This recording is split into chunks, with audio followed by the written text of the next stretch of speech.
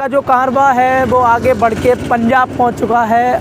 अगर हम बात करें भारत जोड़ो यात्रा के साथ साथ एक और चर्चा है भारत जोड़ो यात्रा में जो यात्री चल रहे हैं भारत यात्रियों की। हमारी कोशिश है हम भारत यात्रियों को उनकी यात्रा को बहुत नज़दीक से दिखाने की कोशिश कर रहे हैं। उन्हीं में से आज हमारे साथ 3 भारत यात्री हैं, उनको हम आपसे मिलाएंगे। सबसे पहले तो आप बताइए अपने बारे में कि आपको लोग जानना चाहते हैं, तो आप कौन हैं, क्या हैं, कैसे भारत यात्रा में जुड़े? मेरा नाम चांडी उमन, मैं केरला से हूँ और कन्याकुमारी से हम सब भारत यात्री राहुल जी के साथ चलने के लिए निकला हुआ है। हम 117 थे, उनमें से एक है मैं, बाकी 2 भाई हमारे साथ है। तो जब भी डिक्लेरेशन हुआ राहुल जी यात्रा कर रहे हैं, तब से मैंने डिसाइड किया था इस यात्रा में चलना है। मुझे लगता है मेरा जो भाई है वो भी उसके सहमत होंगे।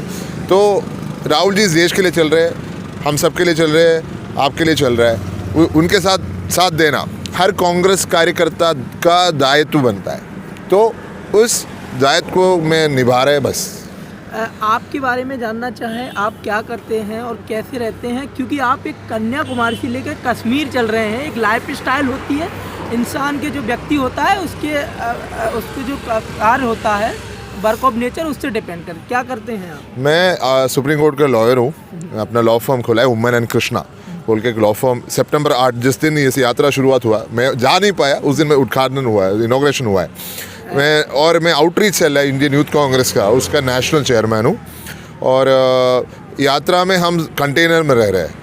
मेरा साथी मेरे कंटेनर से 22 कंटेनर में भाई रहता है, बगल वाले कंटेनर में भाई भी रहता है। तो हम सब भारत यात्री कंटेनर से यात्रा कर रहे हैं। यात्रा के बाद कंटेनर के जाएंगे, हम सोएंगे, सुबह उठेंगे 4:30 बजे 5 बजे निकलते हैं यात्रा पे। तो राहुल जी के साथ हम सब इस यात्रा पे चल रहे हैं। यात्रा खत्म होती है चलते चलते तो बैलून को देखते हैं कितनी दूर? हाँ, बैलून देखते हैं। बैलून एक तरीके से हमारे लिए एक इंडिकेशन है, एंड पॉइंट है। उसके बाद हम अपना नाइट स्टे चलता है। आपने बोला सुप्रीम कोर्ट लॉयर हैं, कानून व्यवस्था की अगर हम बात करें, जुडिशरी की बात करें, तो देश में मुझे लगता है पहली बार हुआ है ये सारे लोग सुप्रीम कोर्ट की जो जुडिशरी थी धरने पर बैठी। उसको कैसे देखते हैं? इस यात्रा का क्या इम्पैक्ट पड़ेगा कि आप जानते हैं कि हम इस यात्रा का बहुत सारे मकसद है।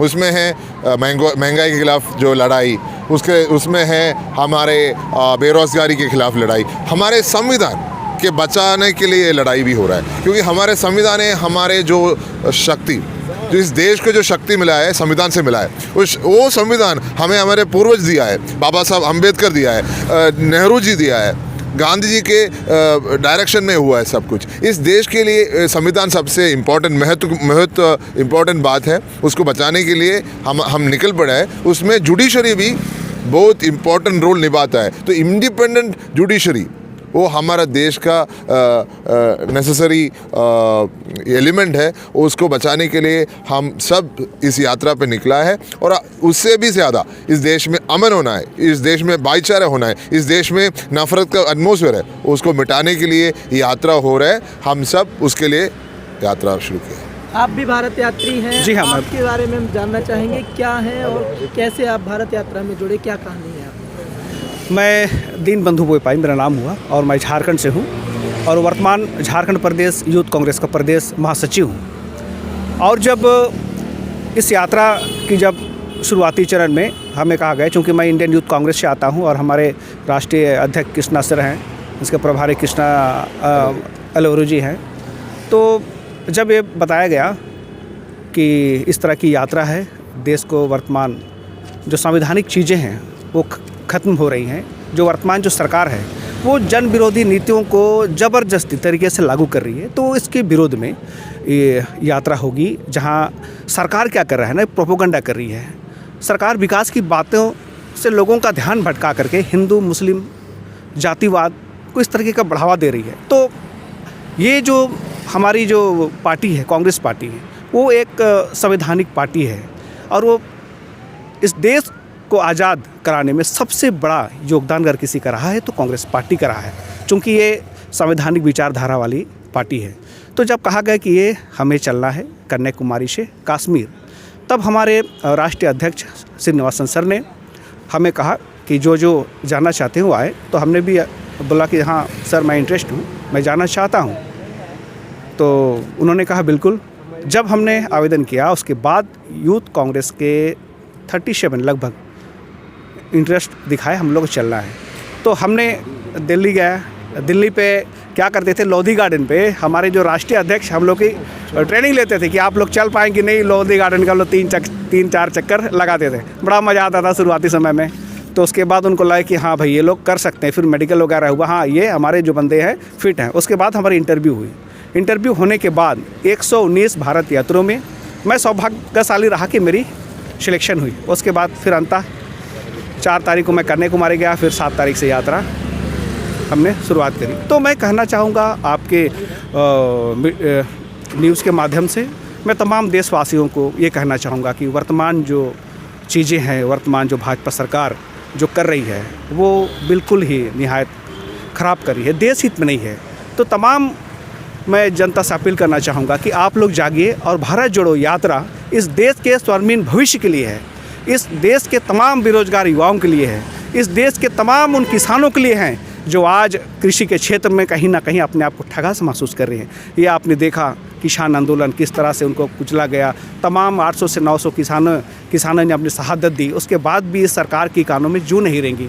आपने देखा लैंड एक्विजिशन बिल के बारे लोग कहे, इससे पहले भी हमसे पूछा गया कि भाई राहुल के पहले में और अभी में क्या बदलाव है। मैं कहता हूँ राहुल जी पहले भी अच्छे थे, पहले भी लगातार आवाज़ को उठाते रहे हैं लोकसभा में और मजबूत तरीके से, और वर्तमान भी वो उठा रहे हैं। तो राहुल जी जो पहले जितने अच्छे थे, नेक थे, अभी वो ही हैं। आप सोच सकते हैं लगातार वो केंद्र सरकार को उनके गलत नीतियों के बारे अवगत कराते रहे कि इससे देश को नुकसान होने वाला है, लेकिन उनको ये केंद्र सरकार, ये जो भाजपा की सरकार है और जो आरएसएस के लोग उसको पप्पू ना जाने किस किस तरीके से लोग उनको बदनाम करने के लिए करोड़ों करोड़ खर्च करते हैं। लेकिन हमारा जो राहुल है वो अभी लोगों के सामने जब रास्ता पे आ रहा है तो लोग देखते हैं, लोगों को मिलता कोई बनावटी नहीं है। आज गरीब अमीर सभी लोगों से एकदम इत्मीनान आत्मीयता से लोगों को गले लगाते हैं और वो चल रहे हैं। आप लोग देख रहे हैं, आप मीडिया कैसे प्रोपेगेंडा फैलाएगी। उनका जो इस इमेज है वो जो प्रैक्टिकल जो है उसको कैसे छुपा सकते, नहीं छुपा सकते। तो राहुल गांधी लोग देख रहे हैं राहुल गांधी को, यही हमारा लीडर है। और बहुत सारे मुद्दों पर आप देख रहे हैं कि एक बार हमारे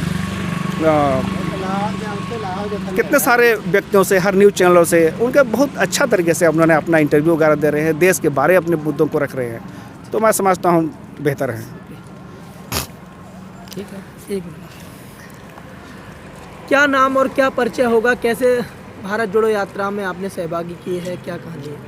मेरा नाम विजेंद्र उइके है। मैं भोपाल के पास सीहोर ज़िले से हूँ, जहाँ से माननीय मुख्यमंत्री शिवराज सिंह चौहान जी का बुधनी विधानसभा है, वहीं का मैं रहने वाला हूँ और वहाँ से मैं जिला पंचायत सदस्य हूँ।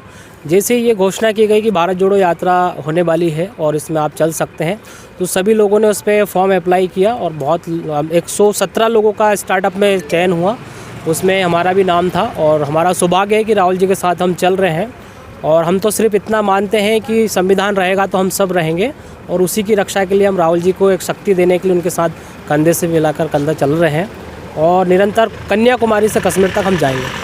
क्या लगता है इस यात्रा का कितना इम्पैक्ट देखने को मिला है? आप ज़मीन में जा रहे हैं, पूरे देश भर में घूम रहे हैं, क्या आपने देखा अलग? लोगों को भी लग रहा है इस यात्रा की बहुत ज़रूरत थी, क्योंकि जब सारे दरवाजे जो लोकतंत्र में लड़ाई के हैं, न्याय के हैं, वो सारे बंद हो चुके थे।